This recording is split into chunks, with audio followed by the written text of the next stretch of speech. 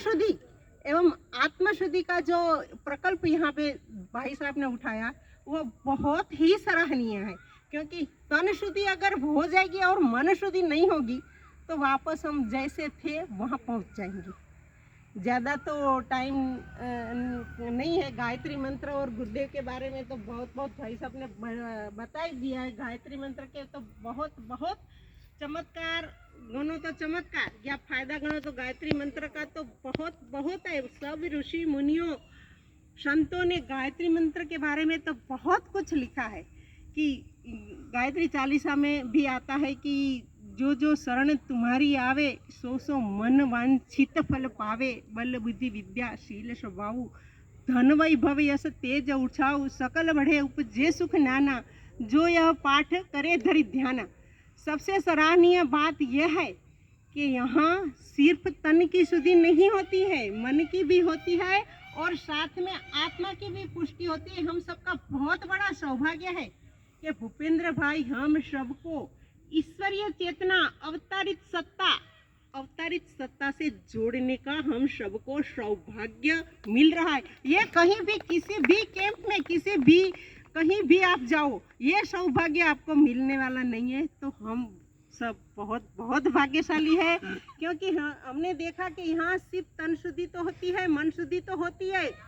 भूपेंद्र भाई साहब तो हम क्या बोले, ये योगाचार्य बोले, योग थेरेपिस्ट बोले, ऑलराउंडर है कि हमारे पास शब्द भी नहीं है।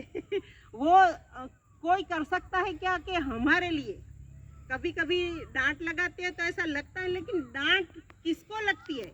जहाँ अपनापन होता है, जहाँ प्यार होता है, वहीं डांट होती है। हम हमारे बच्चे को डांटते हैं, गलत काम करते हैं, ठीक से पढ़ने ते डांटते, दूसरे को बच्चे को डांटते हैं? नहीं डांटते, क्योंकि वहाँ अपनापन नहीं होता है। बच्चा अपना होता है तो डांटते। भूपेंद्र भाई का अपना तो कोई स्वार्थ है नहीं, ये हमारे लिए सब करते हैं। डांटते हैं तो अपनापन है, उनका प्यार है, हमारे लिए ये सब करते हैं। तो हम सब बहुत आभारी है भाई साहब का। धन्यवाद बहुत।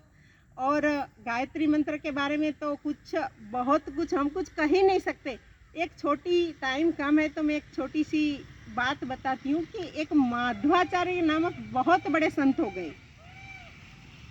शुरू में वो ब्राह्मण थे और ब्राह्मणों की गायत्री तो होती ही है, तो गायत्री मंत्र रटा करते थे। कई साल तक उन्होंने गायत्री मंत्र का जाप किया, लेकिन कुछ फल नहीं मिला। तो बाद में वे बनारस चले गए और वहाँ एक तो उसको पंडित मिला तांत्रिक, उससे बात बताई तो वो पंडित ने बताया कि आप ऐसा करो, गायत्री मंत्र से कुछ फायदा नहीं मिलता है तो अब भैरव का जाप करो, काल भैरव का जाप करो। तो वो संत ने वो जाप करना शुरू कर दिया। थोड़े ही दिन में भैरव